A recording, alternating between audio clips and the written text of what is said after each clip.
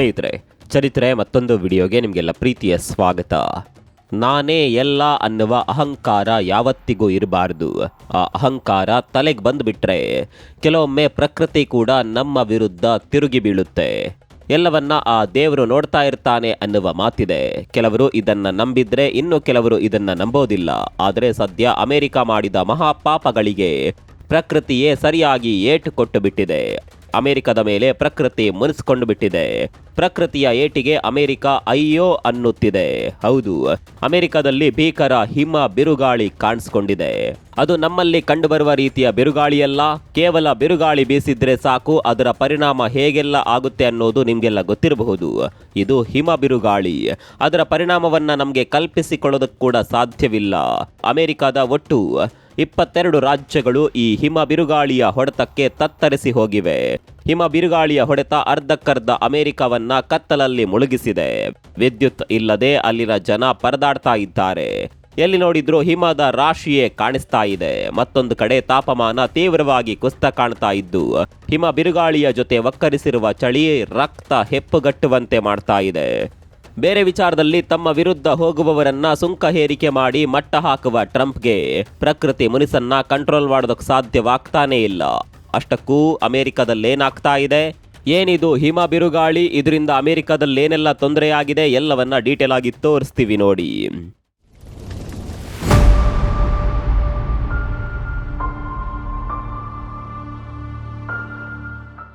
ಬಿರುಗಾಳಿ, ಭೀಕರ ಬಿರುಗಾಳಿ. ಇದು ಹಿಮ ಬಿರುಗಾಳಿ. ನಮ್ಮ ಅನುಭವಕ್ಕೂ ಸಿಗದ ರೀತಿಯ ಬಿರುಗಾಳಿ ಇದು. ಸುಂಕಾಸುರ ಟ್ರಂಪ್ ನಾಡಲ್ಲಿ ಹಿಮ ಸುನಾಮಿಯೇ ಎದ್ದು ಬಿಟ್ಟಿದೆ. ಸುಂಕ ಹಾಕಿ ಸಣ್ಣ ಪುಟ್ಟ ದೇಶಗಳ ಮೇಲೆ ದೌರ್ಜನ್ಯ ಮಾಡ್ತಾ ಇದ್ದ ಅಮೆರಿಕದ ವಿರುದ್ಧ ಪ್ರಕೃತಿ ಮುನಿದುಕೊಂಡಿದೆ. ಎಲ್ಲಿ ನೋಡಿದ್ರೂ ಬರೀ ಹಿಮವೇ ಕಾಣಿಸ್ತಾ ಇದೆ. ಅಮೆರಿಕ ಶ್ವೇತವರ್ಣದ ರಕ್ಕಸನಿಂದ ಮುಚ್ಚಲ್ಪಟ್ಟಿದೆ. ರಸ್ತೆಗಳಲ್ಲಿ ಎಲ್ಲೆಂದರಲ್ಲಿ ಕಾರುಗಳು, ಬಸ್, ಆಂಬ್ಯುಲೆನ್ಸ್ಗಳು, ಟೋ ಟ್ರಕ್ಗಳು ಹಿಮದ ಅಡಿ ಹೂತ್ ಹೋಗಿವೆ. ಹಿಮಚ್ಛಾದಿತ ರಸ್ತೆಗಳನ್ನು ತೆರವುಗೊಳಿಸೋದು ಮತ್ತು ಅಗತ್ಯದಲ್ಲಿರುವ ನಿವಾಸಿಗಳಿಗೆ ವೈದ್ಯಕೀಯ ನೆರವು ಒದಗಿಸೋದು ಸವಾಲಾಗಿ ಪರಿಣಮಿಸಿದೆ. ಒಂದು ಕಡೆ ಹಿಮ ಸುರಿತಾ ಇದೆ, ಮತ್ತೊಂದು ಕಡೆಯಲ್ಲಿ ಬಿರುಗಾಳಿ ಬಂದಪ್ಪಳಿಸುತ್ತಿದೆ. ಜನ ಹೊರ ಬರೋದಕ್ಕೆ ಕೂಡ ಸಾಧ್ಯವಾಗ್ತಾ ಇಲ್ಲ. ಒಂದಲ್ಲ ಎರಡಲ್ಲ, ಅಮೆರಿಕದ ಒಟ್ಟು 22 ರಾಜ್ಯಗಳು ಹಿಮ ಬಿರುಗಾಳಿಗೆ ತತ್ತರಿಸಿ ಹೋಗಿವೆ.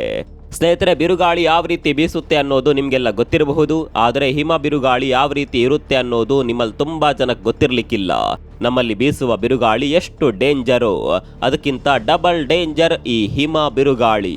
ಇಲ್ಲಿ ಮಳೆ ಬೀಳೋದಿಲ್ಲ, ಮಳೆ ಸುರಿದಂತೆ ಮಂಜು ಸುರಿಯುತ್ತೆ. ಅದರೊಂದಿಗೆ ಭೀಕರ ಗಾಳಿ ಬೀಸುತ್ತೆ. ತಾಪಮಾನವಂತೂ ಮೈನಸ್ಗೆ ಇಳಿದಿರುತ್ತೆ. ಇಂತಹ ಸಂದರ್ಭದಲ್ಲಿ ಸೂರ್ಯನೂ ಕೂಡ ಹಿಮದ ಮರೆಯಲ್ಲಿ ಕಣ್ಮರೆಯಾಗ್ತಾನೆ.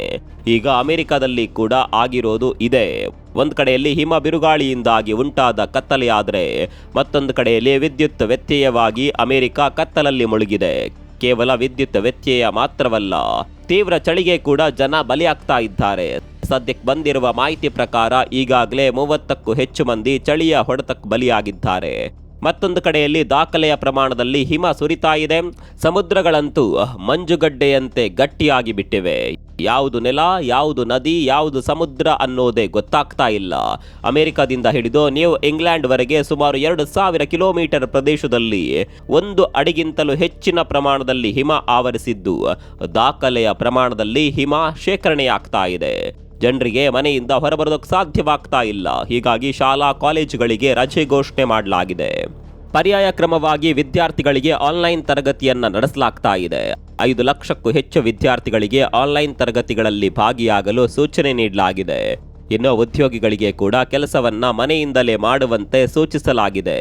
20 ಕೋಟಿಗೂ ಅಧಿಕ ಮಂದಿ ಈ ಹಿಮ ಬಿರುಗಾಳಿಯ ಪರಿಣಾಮವನ್ನ ಎದುರಿಸ್ತಾ ಇದ್ದಾರೆ. ಒಂದ್ ಕಡೆಯಲ್ಲಿ ಅಮೆರಿಕ ತನ್ನ ತೆರಿಗೆ ಅಸ್ತ್ರವನ್ನ ಬಳಸಿಕೊಂಡು ಎದುರಾಳಿ ದೇಶಗಳನ್ನ ನಡಗಿಸ್ತಾ ಇದ್ರೆ ಹಿಮ ಬಿರುಗಾಳಿ ಅಮೆರಿಕವನ್ನೇ ನಡುಗಿಸುತ್ತಿದೆ. ಈ ನಡುವೆ ಈ ವಾರ ಪೂರ್ತಿ ತಾಪಮಾನ ಮೈನಸ್ನಲ್ಲೇ ಇರಲಿದೆ ಅಂತ ಹವಾಮಾನ ಇಲಾಖೆ ಎಚ್ಚರಿಕೆ ನೀಡಿದೆ. ಈ ಎಚ್ಚರಿಕೆ ಅಮೆರಿಕದ ಗಾಯದ ಮೇಲೆ ಬರೆ ಎಳೆದಂತಾಗಿದೆ. ಇನ್ನು ನಾವು ಮೊದಲೇ ಹೇಳಿದಂತೆ ಹಿಮ ಚಂಡಮಾರುತದಿಂದಾಗಿ ಅಮೆರಿಕದಾದ್ಯಂತ ವಿದ್ಯುತ್ ವ್ಯತ್ಯಯವಾಗಿದೆ. ಅಮೆರಿಕ ಕತ್ತಲಲ್ಲಿ ಮುಳುಗಿಬಿಟ್ಟಿದೆ. ಒಂದು ಮಾಹಿತಿ ಪ್ರಕಾರ 70 ಲಕ್ಷಕ್ಕೂ ಹೆಚ್ಚು ಮನೆಗಳು ವಿದ್ಯುತ್ ಸಂಪರ್ಕ ಕಳೆದುಕೊಂಡಿವೆ. ಜಸ್ಟ್ ಇಮ್ಯಾಜಿನ್ ಮಾಡ್ಕೊಳ್ಳಿ, 70 ಲಕ್ಷಕ್ಕೂ ಹೆಚ್ಚು ಮನೆಗಳಿಗೆ ವಿದ್ಯುತ್ ಇಲ್ಲ ಅಂದರೆ ಪರಿಸ್ಥಿತಿ ಹೇಗಿರಬಹುದು. ಹೀಗಾಗಿ ಅಮೆರಿಕದ ಕೆಲ ರಾಜ್ಯಗಳು ತುರ್ತು ಪರಿಸ್ಥಿತಿಯನ್ನೇ ಘೋಷಣೆ ಮಾಡಿವೆ. ಇನ್ನು ಭಾರಿ ಹಿಮಪಾತವಾಗ್ತಾ ಇರೋದ್ರಿಂದ ಎಲ್ಲಾ ವಿಚಾರಗಳಿಗೆ ತೊಂದರೆ ಆಗ್ತಾ ಇದೆ. ಜನರಿಗೆ ಓಡಾಡೋದಕ್ಕೆ ಆಗ್ತಾ ಇಲ್ಲ, ವಾಹನಗಳು ಸಂಚಾರ ಮಾಡೋದಕ್ಕೆ ಸಾಧ್ಯವಾಗ್ತಾ ಇಲ್ಲ, ಇನ್ನು ವಿಮಾನಗಳಿಗೆ ಕೂಡ ಹಾರಾಟ ಮಾಡೋದಕ್ಕೆ ಸಾಧ್ಯವಾಗ್ತಾ ಇಲ್ಲ. ಅಲ್ಲಿಗೆ ಸಾರಿಗೆ ವ್ಯವಸ್ಥೆ ಅಲ್ಲೋಲ ಕಲ್ಲೋಲವಾಗಿದೆ. ವಿಮಾನಗಳ ಸಂಚಾರಗಳನ್ನು ರದ್ದು ಮಾಡಲಾಗಿದೆ. ಭಾನುವಾರ ಒಂದೇ ದಿನ 12,000ಕ್ಕೂ ಹೆಚ್ಚು ವಿಮಾನಗಳ ಹಾರಾಟಗಳನ್ನು ರದ್ದು ಮಾಡಲಾಗಿದೆ. ಮತ್ತೊಂದು ಕಡೆಯಲ್ಲಿ ರಸ್ತೆಯಲ್ಲಿ ಕೂಡ ವಾಹನಗಳಿಗೆ ಓಡಾಡೋದಕ್ಕೆ ಸಾಧ್ಯವಾಗ್ತಾ ಇಲ್ಲ. ಸದ್ಯದ ಮಟ್ಟಿಗೆ ಈ ಪರಿಸ್ಥಿತಿ ತಿಳಿಯಾಗುವ ಲಕ್ಷಣಗಳು ಕಾಣಿಸುತ್ತಿಲ್ಲ. ಸ್ನೇಹಿತರೆ, ನಾವು ಆರಂಭದಲ್ಲೇ ಹೇಳಿದಂತೆ ನಮ್ಮಲ್ಲಿ ಬೀಸುವ ಚಂಡಮಾರುತಗಳಿಗೂ ಹಿಮ ಚಂಡಮಾರುತಗಳಿಗೂ ಅಜಗಜಾಂತರ ವ್ಯತ್ಯಾಸ ಇದೆ. ಬಿರುಗಾಳಿ ಬೀಸಿದ್ರೆ ನಮ್ಮಲ್ಲಿ ಮರಗಳು ಬೀಳ್ತಾವೆ, ವಿದ್ಯುತ್ ಕಂಬಗಳು ನೆಲಕ್ಕುರುಳುತ್ತವೆ. ಇದರಿಂದಲೇ ನಮಗೆ ಸಮಸ್ಯೆಗಳಾಗುವುದು. ಆದರೆ ಈ ಹಿಮ ಬಿರುಗಾಳಿ ದೇಹವನ್ನೇ ಹಿಂಡಿ ಹಿಪ್ಪೆ ಮಾಡುತ್ತೆ. ಉದಾಹರಣೆ ಮೂಲಕ ಹೇಳೋದಾದರೆ, ನೀವು 10 ನಿಮಿಷಗಳ ಕಾಲ ಹಿಮ ಬಿರುಗಾಳಿಗೆ ಹೊರಗೆ ಇದ್ದರೆ ಹಿಮಪಾತದ ಅಪಾಯ ಉಂಟಾಗುತ್ತೆ. ಹಿಮಪಾತದಿಂದ ಪ್ರಭಾವಿತ ದೇಹದ ಭಾಗಗಳು ಕಪ್ಪು ಬಣ್ಣಕ್ಕೆ ತಿರುಗುತ್ತವೆ ಮತ್ತು ಸ್ಥಿತಿ ಗಂಭೀರವಾದರೆ ಅಂಗಗಳು ಕರಗುವ ಸಾಧ್ಯತೆ ಇದೆ. ಅಲ್ಲಿಗೆ ಹಿಮ ಬಿರುಗಾಳಿ ಎಷ್ಟು ಡೇಂಜರ್ ಅನ್ನೋದನ್ನ ನೀವೇ ಇಮ್ಯಾಜಿನ್ ಮಾಡಿಕೊಳ್ಳಿ.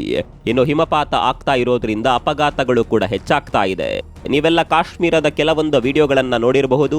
ರಸ್ತೆಯಲ್ಲಿ ಹಿಮ ಆವರಿಸಿ ವಾಹನಗಳು ನಿಯಂತ್ರಣ ತಪ್ಪಿ ಹೋಗುವ ಕೆಲವೊಂದು ವಿಡಿಯೋಗಳು ಆಗಾಗ ವೈರಲ್ ಆಗ್ತಾನೆ ಇರ್ತಾವೆ. ಈಗ ಅಮೆರಿಕದ ಪರಿಸ್ಥಿತಿ ಕೂಡ ಹಾಗೇ ಆಗಿದೆ. ರಸ್ತೆಯ ತುಂಬೆಲ್ಲ ಹಿಮ ಆವರಿಸಿರೋದ್ರಿಂದ ವಾಹನಗಳನ್ನ ಕಂಟ್ರೋಲ್ ಮಾಡೋದಕ್ಕೆ ಸಾಧ್ಯವಾಗ್ತಾ ಇಲ್ಲ. ಹೀಗಾಗಿ ಅಪಘಾತಗಳ ಸಂಖ್ಯೆ ಹೆಚ್ಚಾಗಿದೆ.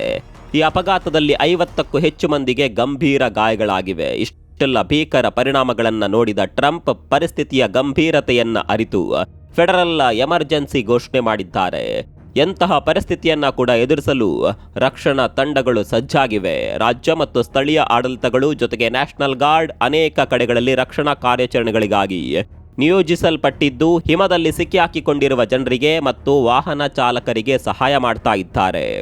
ಇನ್ನು ಅಮೆರಿಕದ ಬಾಂಗೋರ್ ಅಂತಾರಾಷ್ಟ್ರೀಯ ವಿಮಾನ ನಿಲ್ದಾಣದಲ್ಲಿ ಹಿಮ ಬಿರುಗಾಳಿಯ ಹೊಡೆತಕ್ಕೆ ವಿಮಾನವೇ ತಲೆ ಕೆಳಗಾಗಿ ಬಿಟ್ಟಿದೆ. ಈ ದುರಂತದಲ್ಲಿ ಒಟ್ಟು 7 ಮಂದಿ ಮೃತಪಟ್ಟಿದ್ದಾರೆ. ಅಂದಹಾಗೆ ಇದೊಂದು ಖಾಸಗಿ ಪ್ರೈವೇಟ್ ಜೆಟ್ ಆಗಿದ್ದು ಟೇಕ್ ಆಫ್ ಆಗುವ ಸಂದರ್ಭದಲ್ಲಿ ದುರಂತ ಸಂಭವಿಸಿದೆ. ಅಷ್ಟಕ್ಕೂ ಇಷ್ಟೊಂದು ಭೀಕರ ಹಿಮ ಚಂಡಮಾರುತಕ್ಕೆ ಕಾರಣ ಏನು ಅಂತ ಕೇಳಿದ್ರೆ ಉತ್ತರ ನಾವು ಮಾಡಿರುವ ತಪ್ಪುಗಳು, ಪ್ರಕೃತಿ ಮೇಲೆ ನಾವು ಮಾಡಿರುವ ದೌರ್ಜನ್ಯ. ಹೌದು, ಜಾಗತಿಕ ತಾಪಮಾನ ಏರಿಕೆಯೇ ಈ ರೀತಿಯ ವಿಕೋಪಗಳಿಗೆ ಕಾರಣ. ಸ್ನೇಹಿತರೆ, ನಿಮಗೆ ಗೊತ್ತಿರಲಿ, ಭೂಮಿಯ ಇತರೆ ಭಾಗಗಳಿಗಿಂತ ಉತ್ತರ ಧ್ರುವ ಹೆಚ್ಚು ವೇಗವಾಗಿ ಬಿಸಿಯಾಗ್ತಾ ಇದೆ. ಧ್ರುವ ಪ್ರದೇಶ ಬಿಸಿಯಾದಂತೆಲ್ಲ ಶೀತಮಾರುತಗಳು ಹಾದಿ ತಪ್ಪಿ ಶೀತಗಾಳಿಯನ್ನ ಜನವಸತಿ ಪ್ರದೇಶಗಳಿಗೆ ತಳ್ಳುತ್ತವೆ. ಅದು ಮುಂದೆ ಬಿರುಗಾಳಿಯ ರೂಪ ಪಡೆದು ಈ ರೀತಿಯ ಅನಾಹುತವನ್ನ ಉಂಟು ಮಾಡುತ್ತೆ ಅಂತ ತಜ್ಞರು ಹೇಳ್ತಾರೆ. ಸ್ನೇಹಿತರೆ, ನಿಮಗೆ ಗೊತ್ತಿರಲಿ, 2014 ಮತ್ತು 2019ರಲ್ಲಿ ಕೂಡ ಅಮೆರಿಕದಲ್ಲಿ ಇದೇ ರೀತಿಯ ಹಿಮ ಬಿರುಗಾಳಿ ಕಾಣಿಸಿಕೊಂಡಿತ್ತು. ಅದರ ಪರಿಣಾಮ ಎಷ್ಟರ ಮಟ್ಟಿಗೆ ಇತ್ತು ಅಂದರೆ ನಯಾಗರ ಜಲಪಾತ ಬಹುತೇಕವಾಗಿ ಮಂಜುಗಡ್ಡೆಯ ರೂಪ ಪಡೆದುಕೊಂಡಿತ್ತು. ಜಲಪಾತ ಹೆಪ್ಪುಗಟ್ಟಿರೋದನ್ನ ನೋಡಿ ಜಗತ್ತು ಚಕಿತಗೊಂಡಿತ್ತು.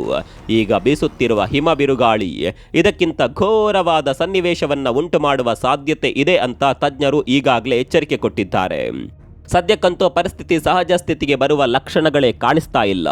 ಪರಿಸ್ಥಿತಿ ಇದೇ ರೀತಿ ಮುಂದುವರೆದು ಬಿಟ್ಟರೆ ಮತ್ತಷ್ಟು ಸಾವು ನೋವುಗಳಾಗುವ ಸಾಧ್ಯತೆ ಇದೆ.